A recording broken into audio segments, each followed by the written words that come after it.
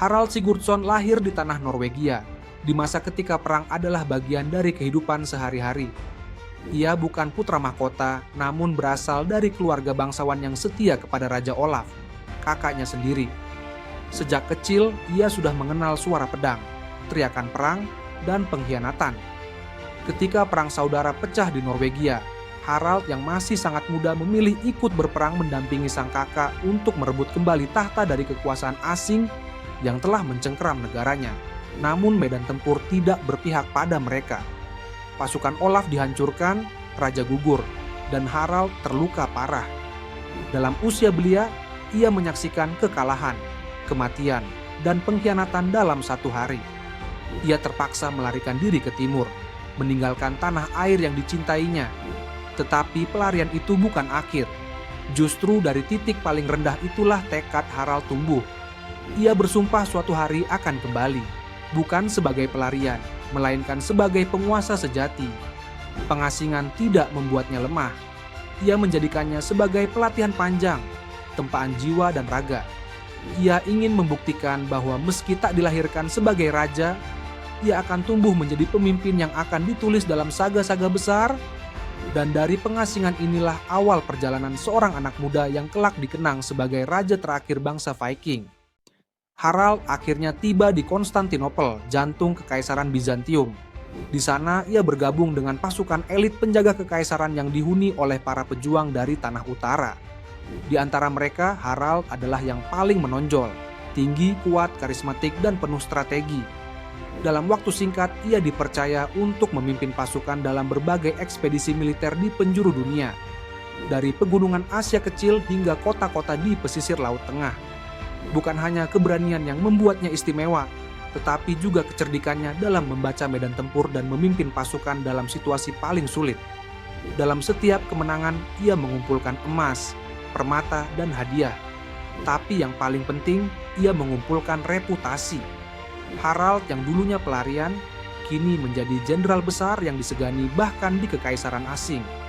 Namun yang paling mengejutkan dari diri Harald adalah sisi senimannya. Ia tidak hanya mahir dalam berperang, tetapi juga menciptakan puisi, menulis lagu-lagu saga, dan membentuk karakter sebagai pemimpin yang kompleks. Keras tapi peka, kejam tapi berjiwa seni. Namun di balik segala keberhasilan itu, satu hal terus membakar hatinya. Norwegia, tanah kelahiran yang telah merebut segalanya darinya. Ia tidak melupakan dendamnya dan ia tahu suatu hari akan kembali, bukan sebagai pengabdi, tapi sebagai penguasa tunggal. Ketika akhirnya kembali ke tanah Skandinavia, Harald tidak serta-merta merebut tahta. Saat itu Norwegia telah dipimpin oleh keponakannya, Magnus, anak dari Raja Olaf. Meski masih ada ikatan darah, politik di tanah utara lebih tajam dari pedang. Harald tahu, jika ingin menjadi raja, ia tidak boleh hanya mengandalkan silsilah. Ia memanfaatkan kekayaan yang ia bawa dari Bizantium untuk membeli dukungan dari para kepala suku dan bangsawan lokal. Awalnya, terjadi ketegangan antara Magnus dan Harald. Namun alih-alih perang terbuka, keduanya menyetujui perjanjian damai yang membuat mereka memimpin bersama dalam waktu tertentu. Tapi seperti banyak perjanjian yang lahir dari tekanan, kesepakatan itu rapuh. Ketika Magnus meninggal secara mendadak, jalan Harald untuk menjadi raja terbuka lebar. Sebagai penguasa tunggal, Harald menjalankan pemerintahan dengan tangan besi. Ia memperkuat armada laut, menata kembali sistem hukum, dan menghapus pemberontakan. Ia menjadikan Norwegia kembali diperhitungkan dalam peta kekuatan Eropa Utara. Tapi semua itu belum cukup baginya. Di ufuk barat, tanah Inggris menggoda dengan kejayaan dan peluang. Harald merasa panggilan takdir belum selesai. Ia percaya bahwa mahkota Inggris juga pantas ia kenakan, meski jalan ke sana penuh darah dan pengkhianatan. Saat Raja Edward dari Inggris meninggal dunia tanpa pewaris yang jelas, para penguasa Eropa mulai berebut tahta. Harald melihat celah. Meski secara garis keturunan ia tidak memiliki klaim yang kuat, ia merasa punya hak atas tahta itu karena pernah dijanjikan oleh bangsawan Inggris sebagai bagian dari persekutuan lama. Dengan hasrat menaklukkan yang masih membara, ia mengumpulkan pasukan, membangun kapal, dan mengikat aliansi dengan Tostig, saudara dari calon Raja Inggris. Dengan ratusan kapal dan ribuan prajurit, armada Harald bergerak menuju Inggris. Ia yakin, seperti kemenangan-kemenangan sebelumnya, takhta akan jatuh dalam waktu singkat. Ia bahkan telah mempersiapkan pembagian wilayah dan hadiah bagi para pendukungnya. Setelah mendarat di pesisir Inggris, ia dengan mudah merebut kota York dan mengalahkan pasukan lokal dalam pertempuran awal. Kepercayaan dirinya melonjak. Namun yang tidak ia perhitungkan adalah semangat dan kecepatan Harold Godwinson, Raja Inggris yang sah. Dalam waktu yang sangat singkat, Harold membawa pasukannya melintasi jarak jauh dan menyerang Harald secara tiba-tiba di Stamford Bridge. Serangan itu datang saat Harald dan pasukannya belum sepenuhnya siap.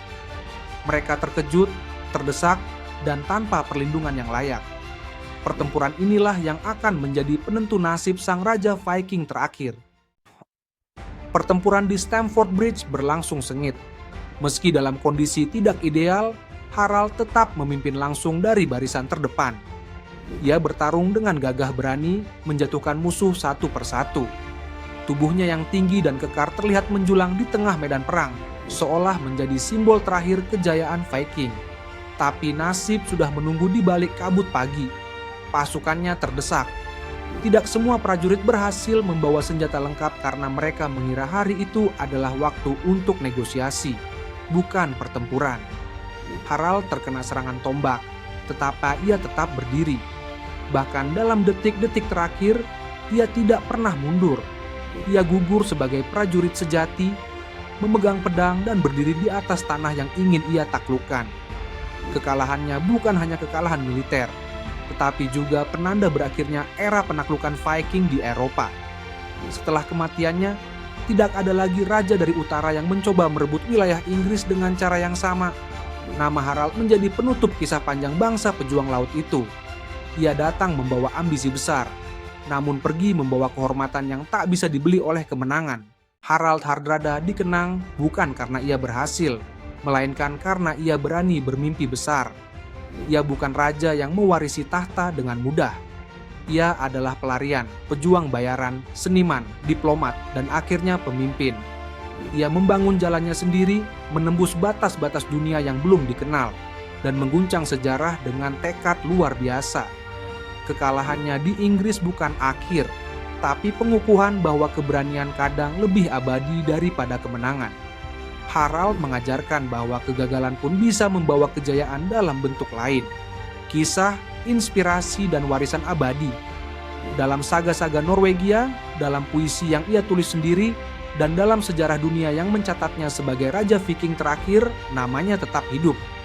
Jika kisah Harald Hardrada membuatmu kagum akan tekad dan semangatnya, bantu sebarkan kisah ini agar lebih banyak orang mengenal perjuangannya. Klik suka. Tinggalkan pendapatmu di kolom komentar. Dan jangan lupa berlangganan ke Biografi Kilat untuk terus mengikuti kisah tokoh-tokoh luar biasa lainnya yang mengubah dunia dengan cara mereka sendiri.